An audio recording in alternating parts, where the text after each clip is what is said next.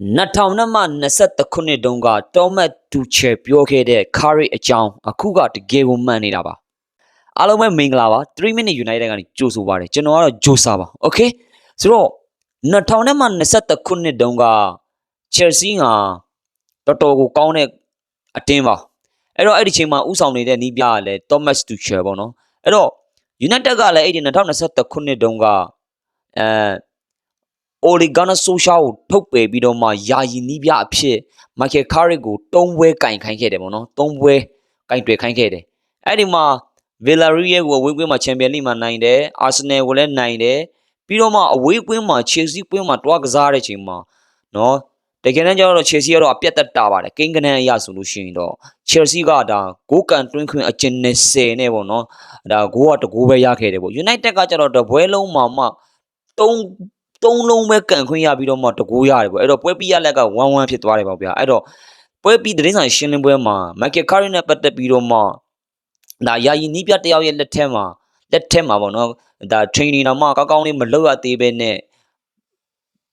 နီးပြရဲ့ဒါ Michael Carrick ရဲ့လက်ထက်ရောက်သွားတဲ့အချိန်မှာအတင်းကချက်ချင်းအတီငိန်သွားပြီးတော့မှအထင်ကြီးစရာကောင်းတယ်ပေါ့အဲ့တော့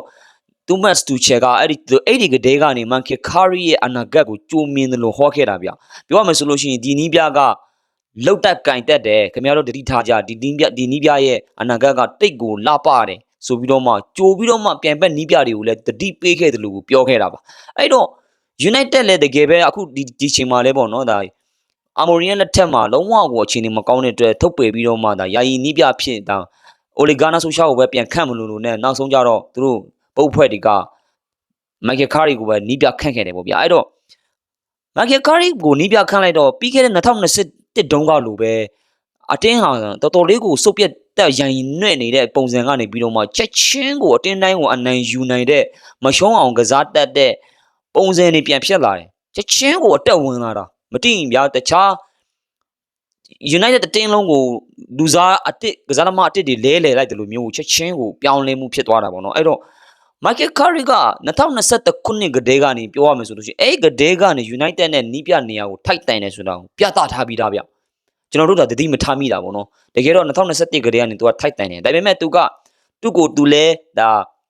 တင်ယူမှုတွေလိုအပ်သေးတယ်လို့ထင်တဲ့အတွက်သူလဲအတင်းကနေတိတ်လေးပဲသူထွက်သွားပြီးတော့မှတင်ယူမှုတွေသူလှုပ်ပြီးတော့မှဒါအခုချိန်မှာ United တကယ်လိုအပ်နေတဲ့ချိန်မှာ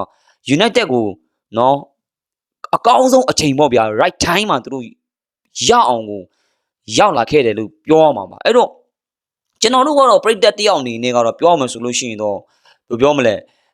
ဥရောပကနာမည်ကြီးအောင်မြင်မှုတွေယူပေးခဲ့တဲ့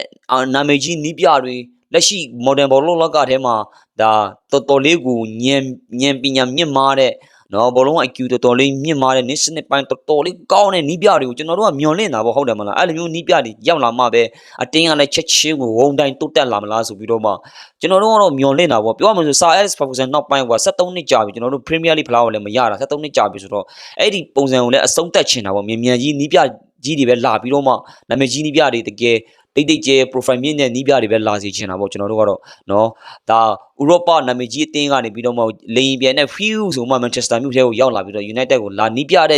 ကိုပဲကျွန်တော်တို့ကပို့ပြီးတော့မျှော်လင့်တာပါတကယ်တမ်းကျတော့ကျွန်တော်တို့မမျှော်လင့်ထားတဲ့ Michael Carrick ဟာနော်ဘယ်လိုမလဲပတ်စံတွေလည်းအများကြီးကုန်စရာမလိုပဲနဲ့ကျွန်တော်တို့အတင်းအတွက်United ရဲ့တကယ် DNA စစ်ကိုပေါ်ဆောင်ပေးတဲ့နီးပြကြီးကကျွန်တော်တို့အနားလေးမှာပဲရှိနေတာကိုကျွန်တော်တို့ကတတိမထားမိဘူးဖြစ်နေတာနော်အဲ့တော့ဘာဖြစ်တော့လဲဆိုလို့ရှိရင်အခုဟာဆိုလို့ရှိရင်တော့တကယ်ခက်ခဲနေတဲ့ကာလမှာရုန်းကန်နေတဲ့ကာလမှာတကယ်ကိုအချိန်ကောင်း right time လို့ပြောလို့ရတဲ့အချိန်မှာ United မှာသူပြန်လဲရောက်ရှိလာခဲ့တယ်ပေါ့အဲ့တော့ Thomas Tuchel ပြောခဲ့တယ်လို့ပဲကျွန်တော်တို့လည်းပြန်တုံးတက်လိုက်တဲ့အချိန်မှာ United ရဲ့လူစင်ရင်ကဒါ Michael Carrick စိတ်ကြိုက်ခေါ်ထားတဲ့ကစားသမားတွေတယောက်မှမပါသေးဘူးဗျမပါသေးဘူးအဲ့တော့ Michael Carrick ကလှုပ်သက်ကင်တက်တယ်ဒါကြောင့်မလို့သူခုနွေရာဒီမှာလဲသူလိုချင်တဲ့ကစားသမားတွေကိုဘုတ်အဖွဲ့တွေကိုတေချာပြောပြီးတော့တိုင်ပင်ပြီးတော့မှခေါ်ယူပြီးမှလူစင်းဖြစ်တင်းပြီးမှလုပ်မယ်ဆိုလို့ရှိရင်တကယ်ပြောတော့လာမယ့်ရာဒီကတကယ်ကိုကျွန်တော်တို့ United ပိတ်သက်တဲ့ရင်ခုန်စရာကောင်းတယ်ချက်ချင်းကြီးတော့ကျွန်တော်တို့ Premier League ဖလားကိုလည်းမမှန်းပါဘူးဒါပေမဲ့ရသွားတဲ့ပုံစံလည်းဖြစ်သွားနိုင်တယ်နော်လာမယ့်ရာဒီမှာလေအဲ့တော့ ကမ္ဘာဖလားထဲမှာမပါတဲ့ကမ္ဘာဖလားကစားကြမဲ့လက်ရွေးစင်ထဲမှာမပါကြတဲ့ကစားသမားတွေကို United ကပြစ်မှတ်ထားပြီးတော့မှအခု United ပြစ်မှတ်ထားတဲ့ကစားသမားတွေဆိုရင်လို့ရှိရင်လည်းဒါဘယ်လိုပြောမလဲlow profile ဖြစ်ပေမဲ့တကယ် quality ရှိတဲ့ကစားသမားတွေဈေးကအလောက်မရှိဘဲနဲ့ quality ရှိတဲ့ကစားသမားတွေကိုပဲချိန်ရွေနေတာတည်င်းတွေထွက်နေတာကြီးလည်းရှိတာပေါ့နော်အဲ့တော့ကျွန်တော်ထင်တာဒါအခု Jason Walcott တို့ Omar Brother တို့ရောက်လာတဲ့နောက်ပိုင်းမှာလူခေါ်တဲ့ပုံစံကလည်းတအားကိုစီးစနစ်ကျလာတယ်။ဘာဖြစ်လို့လဲဆိုရင်တကယ်လိုအပ်တဲ့ကစားတွေကိုကြတော့ရအောင်ခေါ်တယ်နော်ပြီးတော့မှအရင်တုန်းကလိုမျိုးခေါ်ရှင်တဲ့ကစားသမားတွေကမရအဲ့တော့မခေါ်ရှင်ဘဲနဲ့လဲဈေးကြီးဘဲနဲ့လဲ break that တွေကျင်းအောင်ဆိုပြီးတော့ခေါ်ပေးလိုက်တဲ့ပုံစံမျိုးတွေအဲ့လိုမျိုးတွေမလုပ်လာတော့ဘူးအခုကလုံးဝကိုလူခေါ်နေမှာမှန်ကန်လောက်လာတာအရင်တုန်းကဆိုလို့ရှိရင်ကြည့်ရမလားလိုရှင်တဲ့လူကြတော့ခေါ်လို့မရဘူးဖြစ်သွားတယ်ပြီးတော့မှမလိုအပ်တဲ့ကစားသမားတွေကြတော့ဈေးကြီးပေးပြီးတော့ခေါ်လိုက်တယ် break that တွေစိတ်ကျဉ်နှံ့မှုရသွားအောင်ဆိုပြီးတော့အဲ့တော့အတင်းနဲ့စင်ပြေလားဆိုရင် no လုံးဝစင်မပြေဘူးအဲ့လိုပုံစံတွေနဲ့ကျွန်တော်တို့ရှစ်သွားနေတာရှစ်ဆက်နေတော်တော်များခဲ့ပြီပေါ့နော်အဲ့တော့ United ကတော့ Sir Alex Ferguson နောက်ပိုင်းမှာလုတ်ခဲ့တဲ့အမားတွေလည်းအများကြီးရှိတယ်တင်ကန်းစာတွေလည်းရတယ်နော်အခုတော့ဒါ Sir Ratcliffe ရဲ့လက်ထက်မှာရောက်လာတဲ့ချိန်တော်တော်လေးကိုဘယ်လိုပြောမလဲ United ကလုတ်တက်ကင်တက်လာတဲ့ပုံစံထဲမှာရောက်လာတယ်အဲ့တော့2021တုန်းကတော့မှတူခဲပြောခဲ့တယ်လို့ပဲဒီနည်းပြကိုတတိထားပါဆိုပြီးတော့မှဗဇက်နဲ့မပြောတမယ်ပဲနော်တကယ်ရှင်းလင်းပွဲမှာတွေ့ဝိုက်ပြီးတော့ပြောခဲ့တာ Michael Carey နဲ့ပတ်သက်ပြီးတော့မှလှပတဲ့အနာဂတ်တွေရှိရဆိုတာလည်းကြိုမြင်ခဲ့တယ် Michael Carey ရဲ့လက်ထဲမှာကစားသမားတွေကဘယ်လိုဖြစ်လာလဲဆိုစီးလုံးလာတယ်ပြီးတော့မှစီကန်းရှိလာတယ်လို့ပြောလို့ရတယ်နော်ကစားတဲ့ချိန်မှာလည်းဘယ်လိုပြောမလဲ performance ကအလောက်ထိတော့ဆွတ်မှတ်ဖွယ်ရအရင်တုန်းကလိုမျိုးဆွတ်မှတ်ဖွယ်ရတော့မကောင်းပေမဲ့မရှုံးအောင်ကစားတတ်တဲ့ပုံစံတွေတော့ရှိတယ်မရှုံးတဲ့အတင်းဆိုတော့မရှိပေါ့လေနော်ဒါပေမဲ့မရှုံးအောင်ကိုတက်နိုင်တဲ့လောက်မရှုံးအောင်ကစားတတ်တဲ့အတင်းပုံစံကနေပြီးတော့မှလုံးဝကစားပုံတွေမကောင်းပေမဲ့ဒါအနံရယူနိုင်တဲ့အတင်းပုံစံကိုရောက်လာတယ်ဆိုတော့တကယ်ပြောတာကမ္ဘာဖလားမတိုင်ခင်မှာကမ္ဘာဖလားမှာမပါတဲ့ကစားသမားတွေကိုရအောင်ခေါ်မယ်ပြီးရင်ကမ္ဘာဖလားတွေကိုလည်းစောင့်ကြည့်ပြီးတော့မှခြေစွမ်းရှိတဲ့လူငယ်ကစားသမားတွေကိုလည်းပြစ်မှတ်ထားခေါ်ယူလိုက်မယ်လို့ကျွန်တော်တို့မျှော်လင့်နေအဲ့တော့လာမယ့်ယာတီဟာကျွန်တော်တို့ United ပရိသတ်တွေအတွက်တော်လေးကိုရင်ခုန်စရာကောင်းတဲ့ဘောလုံးယာတီအစတစ်ခုပြုတ်လာပြီဆိုတဲ့ဟာကိုတော့ကျွန်တော်ပြောချင်တယ်ဗျဟုတ်ကဲ့ကျေးဇူးများတင်ပါတယ် Manchester United ပရိသတ်တွေအားလုံးကျေးဇူးများတင်ရှင်းလင်းပြီးတော့ချမ်းမြေ့ကြပါစေခင်ဗျာပြီးတော့မှဒါ Michael Carey နဲ့ပတ်သက်ပြီးတော့မှသူပြောခဲ့တဲ့ဟာကိုဘယ်လိုမျိုး United ပရိသတ်တွေအနေနဲ့ဘယ်လိုမျိုးပြောချင်တယ်လဲပေါ့နော်ကျွန်တော်ကတော့အရန်အားရတယ်နော်သောမတ်တူခင်ဟာတကယ်ကို